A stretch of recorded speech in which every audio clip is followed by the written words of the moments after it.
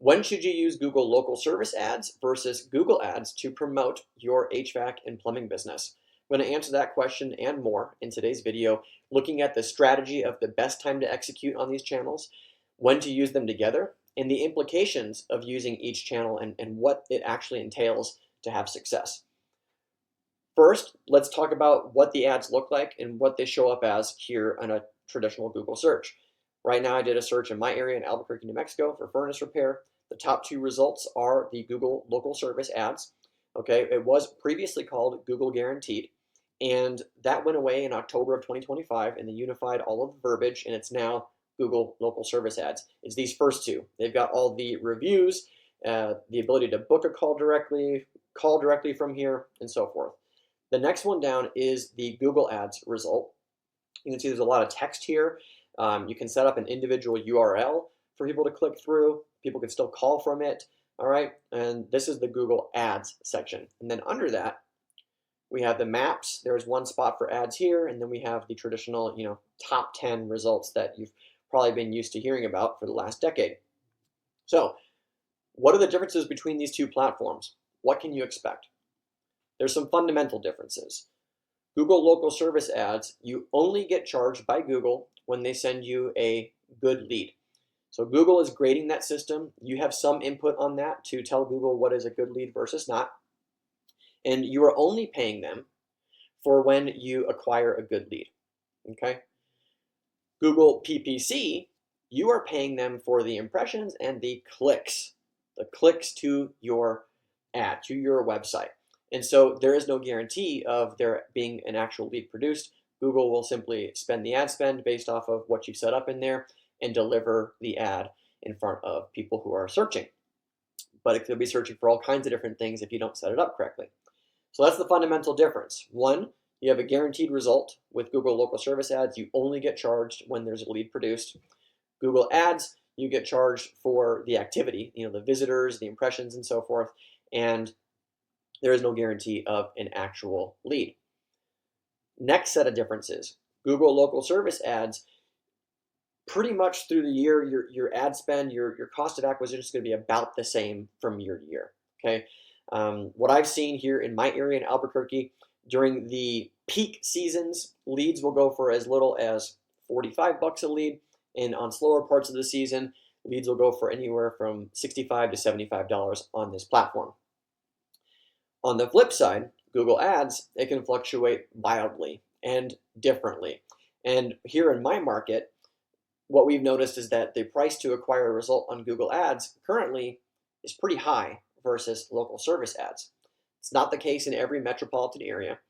What I want to highlight, in addition to what I just shared about local services and that the fluctuation is not that great, what we've seen in Google PPC campaigns is that when they're done right and you hit the right volume in your area, the cost for acquisition on Google PPC, you can drive down extremely low compared to other channels. And so in order to do that, you have to set it up in a particular way.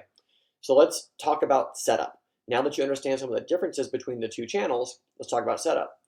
For Google local service ads, the setup is minimal. You pass their verification process, and then there's only a handful of things that you can optimize.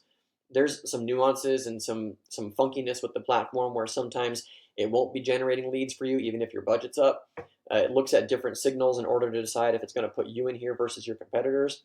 But all that being said, it's a fairly simple channel to start getting traction on with very little optimization, very little upfront work. You set your service areas, you set your maximum budget for the month, and then you tell it which services that you want to get phone calls for, and that's the basics of your setup. Beyond that, there are some small things you can do in order to increase the reach of your ads, but it's pretty limited. Okay. On the flip side, when you look at Google Ads, there is so much that you can optimize in order to get a better result. First, if you look at this, there's all this text. Okay. There's all these other options and things that you can configure for your ads. When we run this for clients, we start out with about 40 different ad creatives, including text, different options and things to put on here. We run those ads and then we whittle them down to the top 5, and we start using those 5 to compete with each other to see which one's the best one. So if you're doing this yourself, you have to think, like, am I ready to create 40, 50, 80 different versions of this ad in order for it to get going? And then secondly, if you click on this link, I'll show you as an example. This is a local company to me, Signature. This is their landing page. They made a specific page on the website that's geared towards Google PPC. And if you go down it, you'll see how different this page is. Okay, having some problems loading. You'll see how different this page is versus the actual furnace repair page on their website. So this page is the one that you can find through the regular part of the website. It's less geared towards all that conversion stuff, okay, but there's some similarities. The point is, you have to design a totally different page following some Google best practices and some of their terms in order to be successful with the PPC. You also need to make sure that you have call tracking set up, because if you don't have call tracking set up, form tracking set up, you're going to be spending money on the ads and not really knowing what the exact return is. It's not good enough to know the cost per click for somebody to reach your website. You have to also understand the actual price for acquisition. So that's what I'm wanting to hammer home here in terms of the major difference between the two. You can run local service ads with just your Google business listing and your website. Hook it up to your phone number and boom, all the reporting is built in, all the leads come through there, you get the notifications. Running Google ads, you have to set up all these other things in order to be effective, and at the same time, you can drive the cost down on acquisition on this channel if you really know what you're looking for. Where I'm going to land this is the ultimate place you want to be is going to be running both of them. In the beginning, when budget is limited, let's say it's you and 2 trucks, okay? Your budget is going to be more limited because you're going to be under $1 million at that point. I would highly suggest starting and focusing on Google local service ads. Why?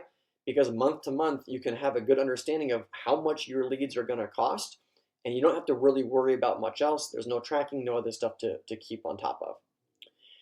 When your business gets bigger and you're over that $1 million mark, hopefully you're investing in some SEO in addition to the local service ads at this point. You get over $1 million, you get closer to 2 million. We're talking about budgets that are in excess of $15,000 a month. Well, you might spend $5,000 on local service ads and have another 3 to 5 to put towards Google ads. But you have to be in a place where that budget actually makes sense for the business. So I'm a big advocate of local service ads first. Get those dialed in, understand your margins, continue scaling with that, add some SEO in to bring the cost of acquisition down. And then when you do have a bigger budget available, take some of that budget from LSA, put it towards Google ads, and then drive your results down over time with the help of an expert. If you got questions about this, comment below. Do monitor them. Do our best to respond to every single comment. The goal here is just to help you understand your options for advertising, the pros and cons of each. And if you're interested in having somebody take this over for your business and just handle it for you, reach out to us. Visit the description below our website, digitalharvest.io. Book a call with one of our strategists, and we'd be happy to look at what you're currently doing and help you map out a plan for the future. That being said, I appreciate you for watching my video. Catch you on the next one. Bye for now. Thanks so much for watching my video. If you like this one, you'll love some of the other videos we have posted here on our channel that help blue-collar business owners get more out of their digital marketing. So make sure to hit that subscribe button, check out the other videos. If you got questions or comments, post them below. I look forward to catching you on the next video. Bye for now.